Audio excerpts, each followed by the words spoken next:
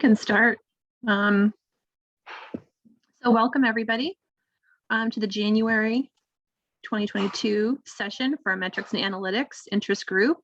I'm Tara Brewer from Boston Scientific. I'm the head of legal project management in our legal operations team, and here with Kelly. So you want to introduce yourself, Kelly? Oh, sure. Sure. Good afternoon, Kelly Mickelson. I look over legal operations at Thomson Reuters, and I am our co-chair, ready to learn from Tara and you all today. Same here. So we will jump right in. So because it's the beginning of a new year, we thought we would revisit the maturity model at the 2.0 for metrics and analytics. And we want to just, again, very simple agenda. We're looking for some, hopefully some great healthy discussion from all of you, some feedback, can learn from one another as we usually do. But we're just going through some of the metrics and analytics definitions, kind of revisit those, the maturity levels themselves. We can kind of look at those differentiations between each. And maybe people can ring in and say, which one are you? Where do you want to be? What's keeping you from being in the next level? We can have those discussions. And then the metrics and performance management. So that's the reason, right, why we have this model, is to hopefully help us in those areas, which is typically in our legal operations realm, our ultimate goal. So sometimes there's new folks within the team, within our interest group rather, that maybe are new to metrics analytics. So we just wanted to kind of level set with regards to the definitions, because people might use these interchangeably. But I thought it was really cool. I did see this, a nice definition laid out with the difference between metrics and analytics. Because like I said, we always kind of group them in together, and they are, because sometimes they are, separate and distinct. Kind of a good idea just to lay that out there before we begin. You know what metrics are, but in analytics, but you always like to jump in and kind of go through that first. So, and then,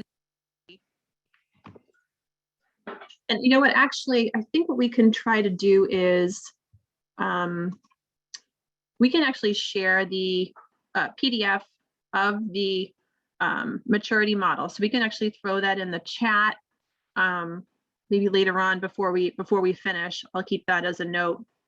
And I can always put actually in the forum too, the actual PDF. It actually includes a lot of other of the different areas, like 14 different areas, functions, not just metrics and analytics, but I can do that so you guys can look at this in more in depth, since we're kind of just reviewing these. But so it does have it as the early, intermediate, and advanced stages.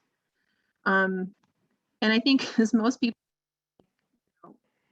of us may think we're more in the early to intermediate stages. And if you look at these, you can see obviously the decision-making frequency of review seem to be more in the advanced stage. So if anybody wants to, you don't have to even speak up if you don't feel comfortable, but maybe throw in the chat if you have any ideas about where you are, where you would like to be, what's holding you back from going from maybe early to intermediate or intermediate to advanced, maybe what you're doing in order to get that done, because that's the nice little nuggets of information.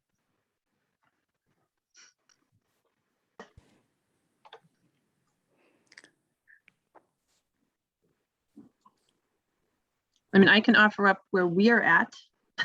Yeah, I wanted to just make sure that I wasn't gonna steal the show. I wanted to make sure that somebody else had an opportunity before I saved you. I know. You go ahead, Tara. So we are at intermediate. I would say we really haven't made it to the advanced stage yet.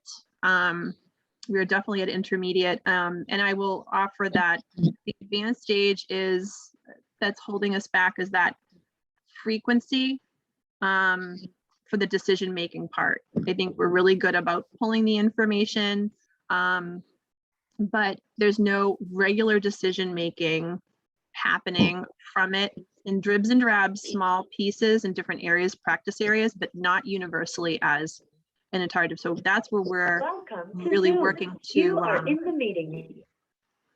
we're working to really advance in that way. So yeah, so we're still at intermediate for sure. What about you, Kelly? Oh, yes, yes, yes. So at the risk of sounding overly critical, you know, I am not an expert in legal operations by any means. I'm fairly new to the profession, or this lane that so many of us are hopping into. And though I am a lawyer by trade, I never really practiced, and I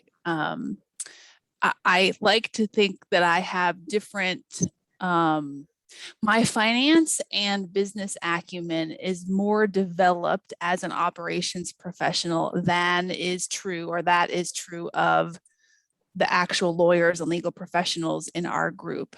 And so again, if you don't find that overly inflammatory of a statement, I would just say that so as to the answer of what's holding us back from being something more than just intermediate or even early in some cases, is that I can't get anyone excited about this. I don't find a lot of people thinking about and driving for more data-driven decisions. I'm having to push that agenda. It's not coming naturally, in other words. So my battle is more of a cultural transformation, and to encourage our lawyers and practice leaders to think more like business people. And that is a transformation. It's a journey that I'm on. It's not a lack of data. Let's be clear, right? We've got so much data. It's a lack of interest and attention span and excitement about what it actually could enable us to do better. Colleagues, what do you think? Vanessa, thank you so much. You perhaps have some of the same sentiments. We welcome you. First, we'd say if you aren't participating verbally, we'd love to have you just throw yourself on mute to minimize the background noise, but then we'd really love to have you come off and share your remarks if you have any. Hi, Kelly, this is Vanessa. Yeah, I agree with what you said. It's hard to get attorneys excited about data, right? And showing some kind of value in what that data represents and how to best utilize it. I agree with what you said, and I don't know how to fix it. And certainly if our general counsel isn't the person saying we're going to do this, then it's really not going to happen. I will say we've had success with metrics in one area. Late last year, we onboarded a third-party service provider to help us with what I would consider to be a lot of administrative tasks associated with rate management, timekeeper management, invoice management, stuff like that. And we, it was divided up between myself, who is, part technology, part operations. We only have about 25 people in our legal department, very small. The records manager, who was managing accruals, and our transactional paralegal, who was managing rates and timekeepers. And we'd been begging for help for years, because we were like, you have no idea how much time this takes. And, look at what you're paying us to do this crap work that we don't like doing, that is just because we don't have a resource and you won't hire one. So I finally got the general counsel to let us do this trial run with this third-party service provider after they were very successful at first pass invoice review. And they are tracking metrics. And the first time the GC saw the metrics, he was like, okay, well, what does this tell me? We are in month 4 now. And I asked them, the vendor, to quantitative, or I don't know if it's quantitate or qualitate or whatever the right word is, to how many hours that was, and the metrics that they were tracking. This is how many invoices we corrected, how many timekeepers we processed, this is how many firm questions we answered. And it ended up being 1 full-time resource a month. And that caught his attention. So that worked. And I think that's kind of the way that you get in, is giving if someone can go on mute, is that Fernando? Yeah. So Fernando? Yeah, thanks. thank you. Sorry, go ahead, Vanessa. Yeah, so I was just going to say, I found this in other areas of my career, even going back to paralegal, is finding that one win that gets their attention, and then maybe that helps drive the ball forward. But so far, my ball is not moving forward.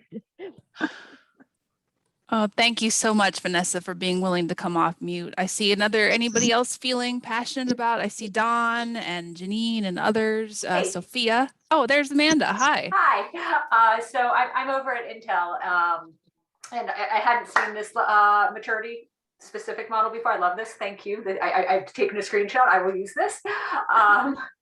I would say we're probably in the intermediate stage with like some inklings over towards advanced. We have started, so my team, which is a data analytics team, just started a little over a year ago. And so within that time, we've started building out dashboards for people. We started building out centralized data. We do have the benefit of some centralized systems already, like a CLM and an e-billings. And so that's great to build from. And then some we've been shocked when we've sort of asked for data and we've been handed PowerPoints and Word documents and Excel things or somewhere across all of that and in people's brains. But what I would say, especially from being the person who came in, I wasn't in the legal organization prior to taking this job, is coming in and just starting to have the discussions with the heads of the legal departments of, what are your problem areas? What questions do you want to have answered? What would make your lives easier? And being able to understand that, and then find where we can match some of that with something that's reasonably low hanging fruit, so we can get something out there to people, has been really beneficial. And being able to deliver something as simple as a dashboard on top of our CLM that helps people understand how many contracts are being closed by which groups, how is it trending year over year. You know, if you have a CLM, if you have Power BI or Tableau or whatever, some sort of easy visualization tool, you can wow them. I mean, this was not hard to do, and it had an incredibly strong impact for the effort it took to do it. Now, there are a lot harder things that we're now going off to do, but it starts to get people's minds thinking. Yeah, well, plus it tells them what you can do, right? It shows them what's possible, right? So that they're going to ask. I mean, that's part of the battle is them ask or making the ask. You're coming to them and providing, like, and you're trying to read minds, but you need to have those conversations, ask them, try to draw out. And I also go off of that analogy, was it with children, giving them vegetables, I think, or like a new food, you have to give it to them like whatever, 9 or 10 times for them to actually try it. Like, I use that same type of concept when it comes to data. Like, I'm like, here you go. And sometimes maybe you change it with a different Tableau chart. Maybe it's in a different format, and maybe it might resonate with certain people in a different way. So like I've done that. and actually tying into your comment around food, or at least trying to get kids to eat it kind of thing. It may be silly, but making it pretty and making it look wow has a huge impact. So being able to provide the exact same data in Excel charts versus having it be on PowerPoint and it has pretty candy colors on it and you can slice and dice it. It does impact them. Yeah, that might be a good next session, Kelly. More carrots for everyone. Yes. I know. Amanda, thank you. Really you. Appreciate that. That's great. Anybody else want to come off? I mean, thank you so much for the contributions in chat too. Benchmarking. Yes. Yeah. Benchmarking is so hard to do. I have to say that's probably my most. We've done benchmarking surveys. Yeah, that's hard to do. And we have multiple data points for those, which is not always easy. Oh, I'd say one challenge that we've had is integrity of data in the systems. We do not have a dedicated legal operations, I won't even say group or department, or not really even FTE. And so as you know, a lawyer working in the group who has taken on some of these responsibilities, it's a bit of what I call a crowdsourcing model. And the, the systems have been used at their bare minimums. And so the data that's in there isn't necessarily the best. And it's not organized that well. And so what that's led to is difficulty in extracting data from the systems. One issue is the data quality. The other is getting it out of the system. And of course, our vendor for our e-billing is very willing to help, but for a lot of money. Even to draw data out to pull into, I don't know, Snowflake or Power BI or whatever. They want to charge money just to do that. So we're finding that challenging. I don't have the challenge of people in the department who don't understand the value of data. They understand the value and they want it. It's just how we're trying to get it. Oh, wow. So I'm open to any stories of how to or tactics to go about that the best way. Yeah, when we switched to e-billing systems in 2018, and we had a massive data cleanup effort in connection with that, mostly because in previous years there wasn't a centralized process, and we've now centralized it and limited access, and we've designated individuals that are responsible for the entry of that information, the control of some of that information, to your point, to make sure it's clean. Like you said, the integrity of it is super important, and it impacts all of our reports. I mean, if you're putting one different area of law that is completely wrong, or a different practice area or accounting information, yeah, it can throw everything off. It's useless. So yeah, so we've worked in the past 2 to 3 years to centralize all of that. Yeah, that's a conclusion I'm coming to. If we're ever going to leave early stage here, looking at the model, we have to dedicate resources to it. Yeah. And it's not, a lot of that isn't high level work. It can be done. We just need someone with time to do it. Yeah. Yeah. And, I would just drop in 60 seconds of something else, Daryl, as hopefully responsible to your query, which is, are there any other, suppose you can't afford or you don't wish to afford all these bespoke tools to do CLM and e-billing and all these things separately and elegantly, are there any enterprise tools that you already have access to? I'm sure, again, this is already asked and answered, but that's what we've also heard from people is, I didn't have this, or I couldn't get that. And so I made this, whatever this is, an enterprise tool work. And there's so many things out of O365 and that we can kind of make work. Any of that resonate with you, Daryl, and your team? Yeah, it does. And and we've used some of the O365 tools for sure.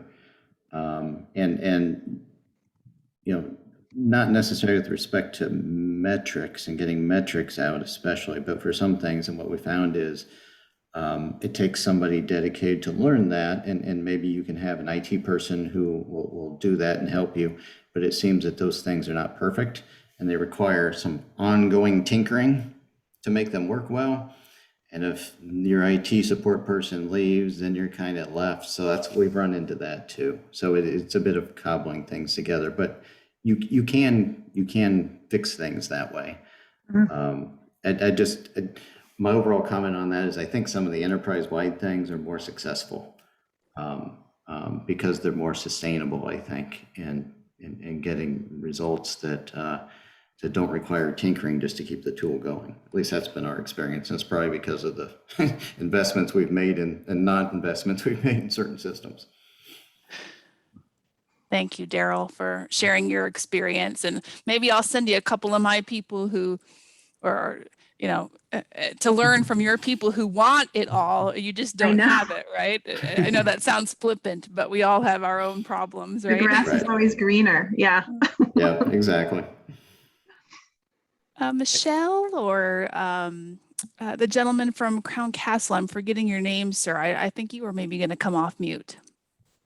Hey, Don. No. Hey, how's it going? I was just going to kind of elaborate on what I had said in chat. I think there's sort of a desire for metrics, like I put metrics in quotes, but there's not really an understanding that it's not something I can just sort of I mean, we can get to the intermediate stage probably with just me, like putting out some metrics, like the simple things that are mentioned there, like, spend data for your firms, et cetera. But in order to get to that advanced stage, it's really a partnership between legal ops and the attorneys, like sitting down with them, understanding what's important to them, because I think every organization is a little bit different on what metrics may be relevant. And I'm kind of having a hard time bridging that gap and getting their attention to really, explain to me what would be valuable to track. And I think there's a little bit of fear too sometimes with it, especially when it relates to internal performance metrics like cycle times and things like that, it's going to make people look bad or something like that. So I don't know that any of that I think we all experience it. I don't know if anyone has a solution to that, but that's kind of where I'm stuck a little bit. Yeah, I could chime in a little bit here. And so one part there on the, kind of that wall of shame aspect, right? You don't want to do that. What we've done is we flip it around and we say, rather than, these are the people who are doing it bad, we say like, here are the people who are doing it the best. And we show like top 5 or top 10, for example, in terms of, how accurate are you forecasting? So this is what you said it was going to be. This is what it actually turned out to be. It's kind of gold star, rather than saying like, you guys are just horrible at it. And so we don't emphasize that piece. We just talk about, the good ones, and that sort of helps move people along. We're definitely in the intermediate stage. We probably have a little bit spill over into both. One question I have for the group actually is, we're trying to get more self-serve. So we've developed a bunch of reports. It's got, good drill down, a ton of information. Where we're struggling though is just there's like a human factor where the lawyers would prefer to actually just give us a call and say, hey, can you tell me the answer? And they're just used to that versus, just going and getting the answer themselves, even if that would be much faster than, waiting for someone like me to get back to them. I don't know how to get them to be more comfortable with self-serve. That's kind of my big challenge right now. And if they were, what I'm trying to do is, then you can get into more like exploratory data analysis too, right? So the questions that they're not asking, if they got into the reports, they clicked around a little, they'd probably have a lot more questions, better questions versus, me just answering, their specific queries. So that's my 2 cents. Yeah, and it's time consuming. I mean, obviously when you're trying to service at that level. Yeah, and you have some obviously some individuals that are more hands-on than others, right? So it's hard identifying. That is a challenge. Yeah, I mean, terrific to hear from you, Adam, as well. I don't have the answer to the to modeling that need to figure some things out on your own versus just making the call or looking for the spoon-fed advice, except to say that we have had some decent luck embedding some champions within each practice group whose job it is to do this well for their own group without assuming that everything has to come from the central, legal ops team, if we're lucky to have one even. So that's obviously a tool I pull out of my tool belt on any number of things, whether I'm trying to drive technology change or excitement about metrics and analytics or whatever, as I find the good ones in each group and put them to work down in the tendrils of the system, because the atoms can't be everywhere. Well, that's good advice. Yeah, thank you. You bet. So I thought we'd move on. We can move on to the next slide. It actually is it's still focusing on the early, intermediate, and advanced, but it was part of the maturity model. HBR Consulting actually assisted with that for the ACC legal ops team. So you can see here, it's just showing, that early, intermediate, advanced, those questions, the metrics, the analysis, moving up, ramping up into that advanced stage. So just a graphic I thought was interesting, at least, to look at. It might be helpful, screenshot it, but and I'll actually try to put some more in the chat, some more, because there's a whole host of maturity model 2.0 toolkit items that that are available on the ACC site. So if you log into the site and you search maturity model 2.0, you're going to get a lot of those toolkit items. So I can try to add them in there, but to the extent you want to search for those, all of this is on ACC.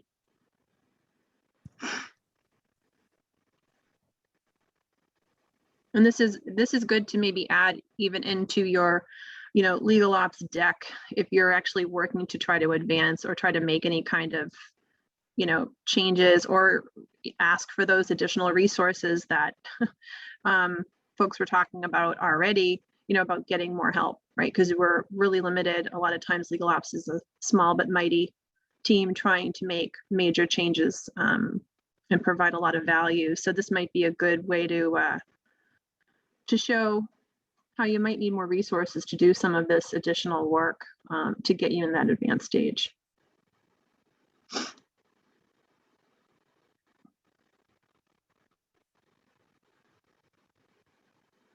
And so we have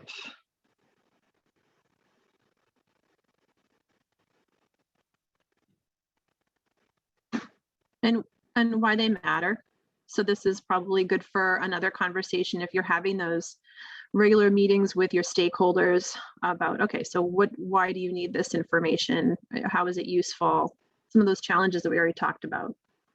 And these are good data points to have if you're having those one-on-one conversations to try to gather what those requirements are so that you can actually provide those metrics and analytics and get to that advanced stage.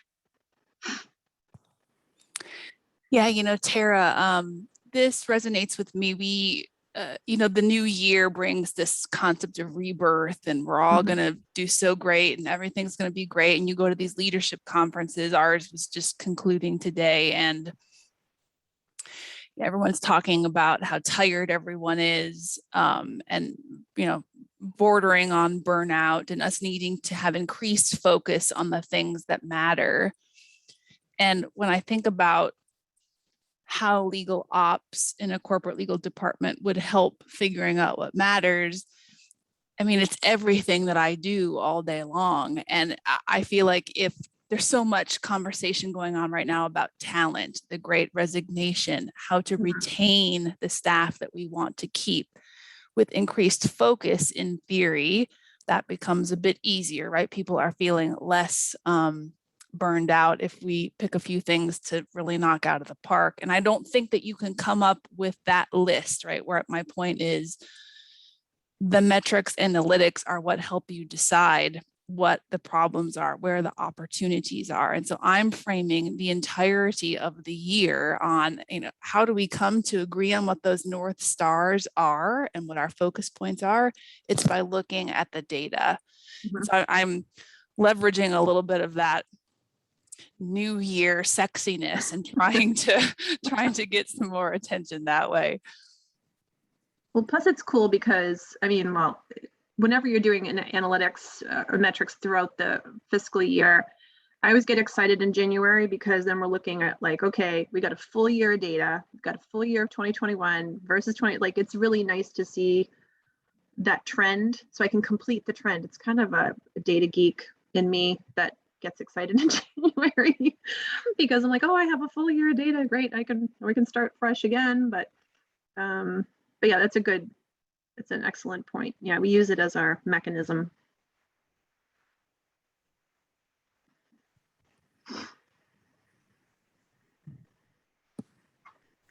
Colleagues, anybody else come off mute to either inspired by something you've heard, things that you think we've missed or glossed over, or that the maturity model is trying to get our attention on that we are failing to cover? I think all of this is great. And one of the things I would, note as we think about this call to action is think about the timing you are asking for support and headcount, right? And then also partnering with your HR organization as also people helping you spearhead and asking for these additional resources to support these, metrics gathering exercise, things like that. Because if you have more than one voice coming from one section of your organization saying, this is something we really need, and this is, the onboarding of, how to get this done, really, at the end of the day, you need more support from other groups within your organization than just a legal operation or pseudo legal operations, as you think about it. And making sure you're in the budgeting cycle, right? 5-year plan, for example, a lot of companies have 5-year plans. So, plant the seed that, hey, legal ops is looking for headcount increases to support XYZ items. And then in your, annual operating plan, make sure you're in that cycle of requesting or putting in the request, right? Making sure you're aligned with finance, you're aligned with HR in all of their processes and procedures as you push forward this agenda to help you. You need alignment all the way around an organization, especially, if you come from a very matrix organization. So I just wanted to throw that out there as you think about how to support your legal operations organization. Awesome stuff, Wen. Nice to see you on today's call. We have a lot of names we recognize and a lot of new participants, and we welcome and greet you all. Yeah, absolutely. Having that sponsor is really, I think you hit it right on the head, as having that sponsor to acknowledge the benefit and the value that's being brought by legal operations, to, like you said, to add that in, get that buy-in from your GC to add headcount and to help get things done. So we do have a question in the chat from Saren. What advice, experience do you have to drill down into qualitative data? So looking past volumes, number of contracts executed, number of requests received. Yeah, so I can't speak to contracts because we're actually in the process of looking for a contract management tool. But we've done qualitative data with regards to firm business reviews. So we do pull quantitative and qualitative data for our firm business, our PPN, preferred provider firm business reviews that we have every year. And it's very specific about, invoices and about compliance violations, number of violations. So I know if that's where you're going with that, or if it's specific to contracts. Tara, thank you. Saran, if you feel comfortable coming off mute, do you want to add any other color to your point? I know that you're looking, and I see that you thought that Tara's reply was helpful, so that's great. You said you're looking for qualitative data as opposed to quantitative. Did you have something specific in mind? Hi, yes, hopefully you can hear me. Yeah. Great.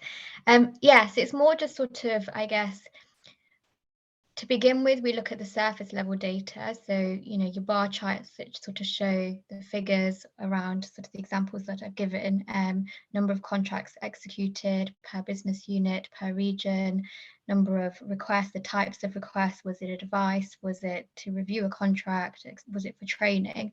But how to sort of drill down, or examples of where you've drilled down to sort of look at it on a more qualitative basis and looking at what's the impact. So out of those 50 contracts that were executed, what was the actual business impact, or what was the value?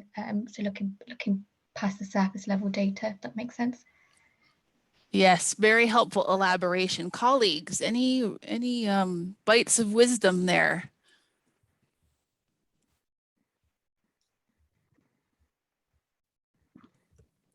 I'll start super quick.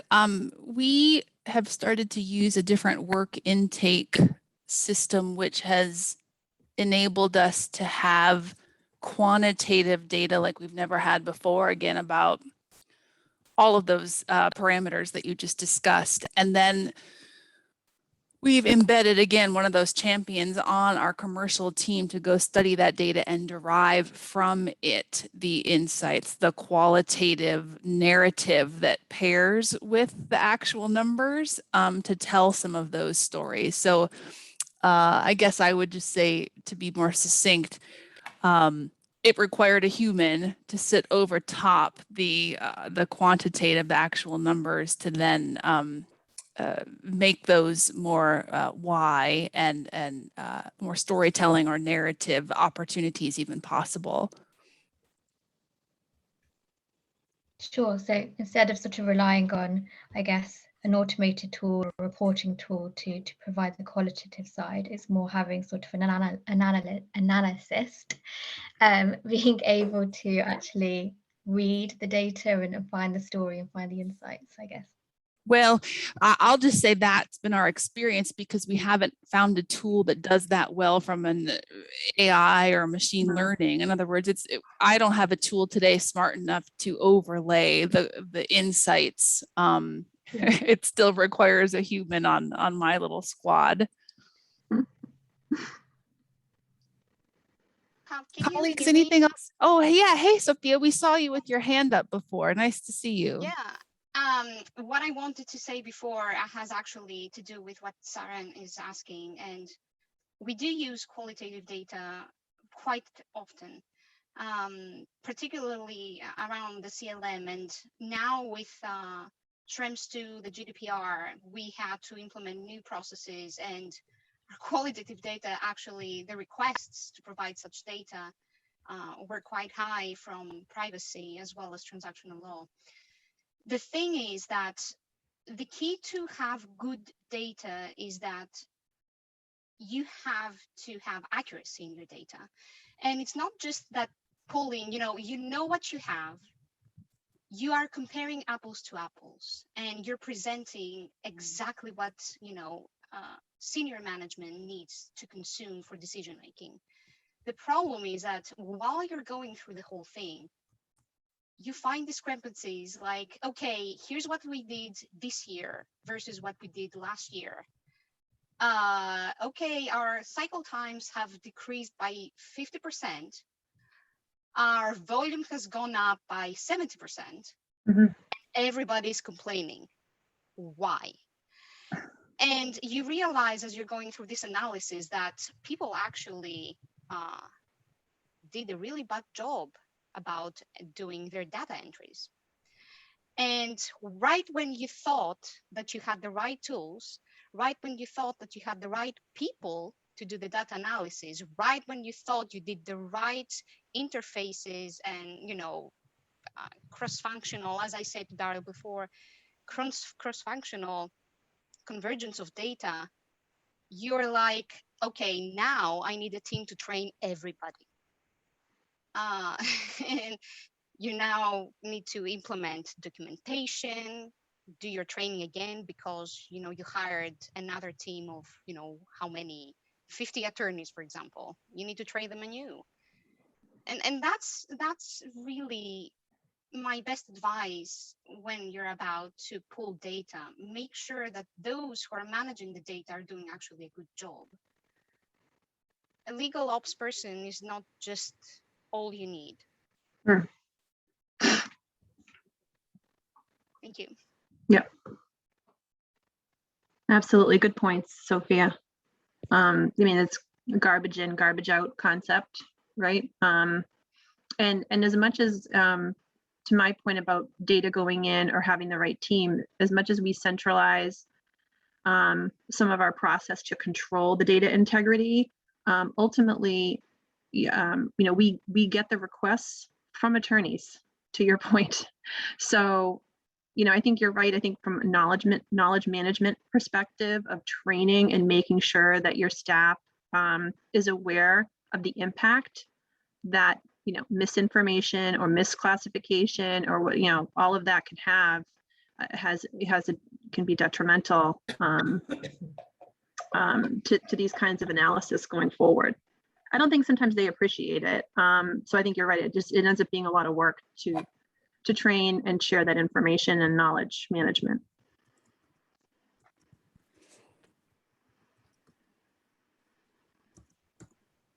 Hey, this is Raina Zano. Sorry, I'm a little winded. I'm on my treadmill. I'm multitasking. So That's awesome. Marina. I just wanted to add, like, the last few commenters have really resonated with me, and I feel like we have a legal department that is trying really hard, and I don't know if anybody has advice on this, but the problem I'm running into is, how do you set your taxonomy of what you're collecting? So we have a matter management system. And so how do we say what we want coming in, have it be specific enough to be helpful? So, hey, I want to know how many software contracts, how many building and construction contracts, or how many real estate matters, and yet not have it be so detailed that there's overlap and things can go in multiple buckets. And so I feel like that is our problem, and I don't know how to fix it, and I would appreciate advice. Yeah. Well, triple gold stars to Raina for being good to her mind and body all at the same time. Exactly. Colleagues, anybody want to come off mute and share perspective on Raina's questions?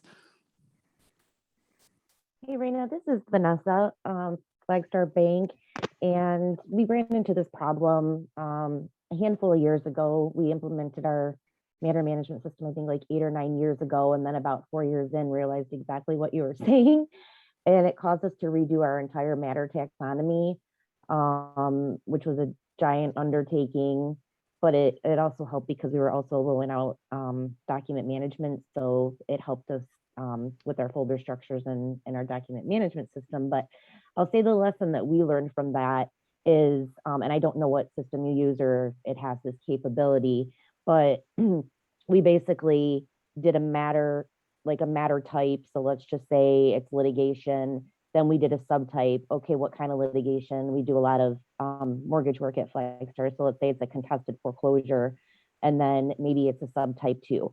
Above and beyond that. So we can pull reports at the high level. If someone says, tell me how many active litigation matters you have. Okay, yep, we can do that. Tell me how many active litigation matters that are contested foreclosures.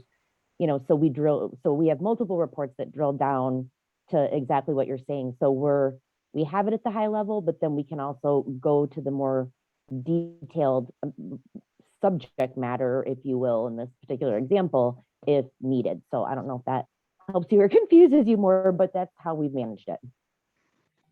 No, that's helpful. And I think what we did maybe is we went too detailed on the sub matter. And so it's like, well, this could be all 3 of these. And so, I think where I'm kind of heading is we're going to have to just give training on things that could overlap. We have litigation as a classification, but we also have bankruptcy, and that could go in both. So I am thinking we probably just need to do some more training around, this is exactly what we expect these types of matters to go in, even if it could go in multiple areas. Yeah, and look, Vanessa, really, thanks for coming off of mute and helping Raina. Listen, this is a really cheesy answer, but I believe it in my core, and so I'll offer it really quickly. And it's not specific to taxonomy or anything. It's just this notion of agility and the notion of it being good enough. The minute you put something down, you have to know that it's wrong or not exactly right, at least.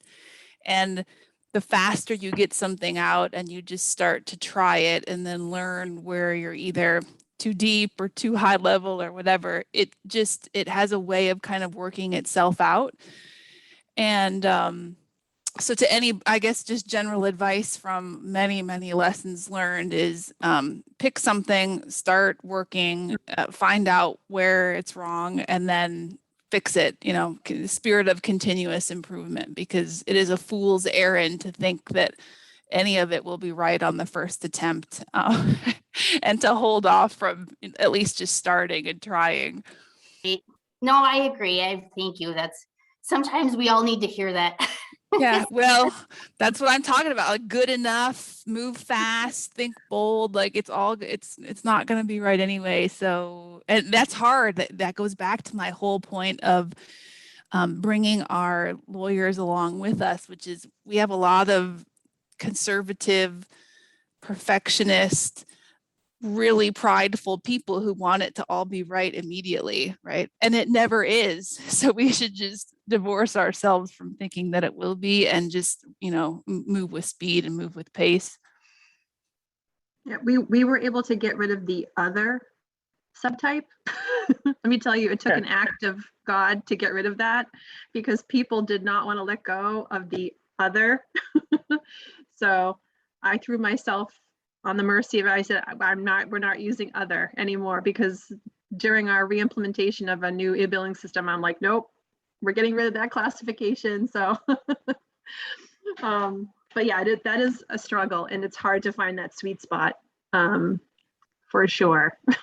You've got the choir there with Vanessa saying Oh no my to gosh. other. No other. Cute. Nope. I'm the gatekeeper on that one. All right, where do we want to go in the last couple of minutes here together, Tara? I'll go. So we did have, I keep moving. So there was, again, this is part of the tool. I mean, if I can find that toolkit, I will post it in. If not, I'm going to put it in the forum. So people keep an eye out for the forum with the toolkit items, because the toolkit is from the original maturity model from 2018, but not much has changed in the toolkit. It was just there were some changes because a lot more people were advanced in maturity. So they really wanted to enhance that advanced part of the maturity model. But this here, again, took this from ACC. It was, again, I think it's really kind of neat. It may help us, or all of you, if you're presenting with regards to performance management. I think some people do measure internal performance, like internal matters, internal time. I know that topic has come up in the past, or external outside counsel support. So it can actually work both ways. Not as I read it, you can leverage it. But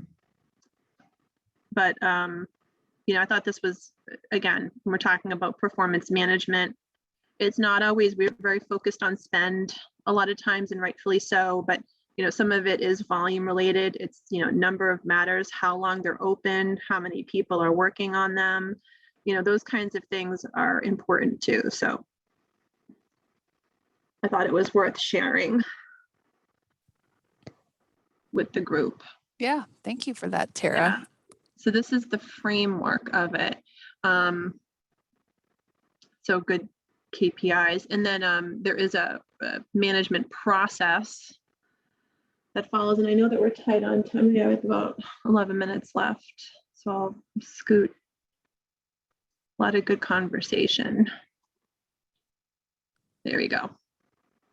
And so this is the performance management. So, plug in your own company in this, and you can envision how it is. And I think the thought process is getting to this point, that annual regular analysis and the decision making that brings you to that advanced, or the more advanced, maybe intermediate for a lot of us.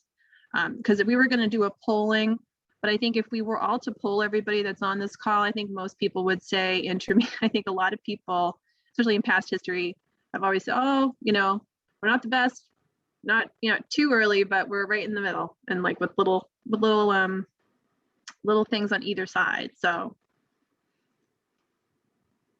I think we're all on the same boat. We don't want to be on Adam's wall of shame. We're just giving ourselves one gold star.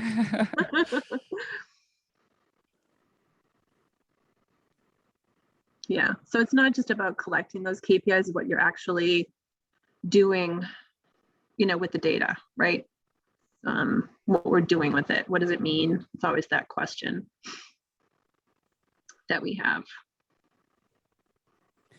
Tara, the data and the assets that you've gathered today from the maturity model are such a reminder for me to start at the ACC. That sounds like a shameless plug, but it's true. I can't tell you how much I've learned about legal ops from the ACC, from the assets, from all of these materials that are available from each of you. And you know, everyone's so busy. It takes a call like this from time to time to make me slow down and remember all that's already out there for my use and for my picking within your brains, and to remember that I'm not alone in terms of coming up with all of this in a bespoke or native way. Yeah, it's a great resource. Yeah, because I mean, even during presentations, I've had to throw together a PowerPoint presentation with regards to, you know, our data or, you know, our process. It's a great resource to be able to go there and search that and kind of, you know, why have to reinvent? Other people, really great, smart, educated, experienced people have put some of the stuff together, and it's great to be able to leverage it. So yeah, definitely plugging ACC. Go on the site, log in, search whatever you want. We'll give you lots of different options. Yeah, and actually, and you're right, Vanessa, all of you guys are a great resource too today. Just knowing people are in the same boat is so comforting. It's just nice to hear those stories, even though people are suffering. It's not a good thing, but it's nice. It's nice to know that we're not all alone. We're all trying to do the best we can. We're all suffering together. Yeah, exactly.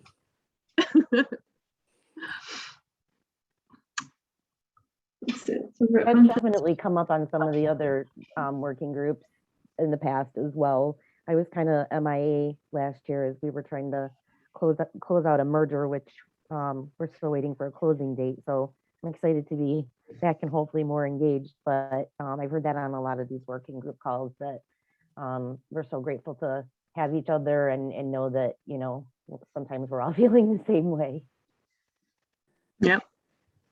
Yeah, and it's a perfect little segue to, you know, Tara and I happen to be seated in these chair and co-chair roles at the moment, but we are servant leaders in a respect of we want to bring the programming and the themes to you, as does the ACC, that resonates with you most. And so as we started to think ahead to the next couple of calls and sessions, we'd be delighted to have you drop some comments or ideas in the chat about things you want to hear more about, as Tara and perhaps it was Vanessa at the beginning. There was a couple of little synergy moments there where we said, oh, that could be another topic, right? But please do. Yeah. Yep. Please do help us help you have good meetings here, right? Come with the ideas, feed us content or things that you think people are starving to get more of, and we will deliver. Yep. You said it. Well, I could use a few minutes back. I know that there's even a few more slides we had hoped to cover. Tara, back to you. This is it. Yeah, this is the end. So these are just some takeaways, you know, tips that, you know, again, words to close by. You know, that again, I think we all share in these. Oh my gosh, and I have a typo. It's assumptions, not assumptions. We're not all perfect. Yeah. But yeah, so thank you everybody for attending and your participation. It is amazing. You guys are great. It was a great session today for sure. And Kelly and I both appreciate you. Yep. Couldn't do it without you. That's Thanks. right. All right. And this is recorded. This is a recorded session. Yep. So it'll be available if you missed any portion. Anything from ACC on the line? I think people left. Oh, I'm just laughing at Don. He's taking the Don and assumptions and really sticking it to us here. Good work. We need some laughs. We need some levity. I talk about this all the time. We work so hard. Let's, you know, moments like this where we can have a good laugh and then get back to work are invited and welcome. So thank you. Thank you. All right. Thank you, everyone. See you next month. We'll see you next time. Okay. Bye. Bye.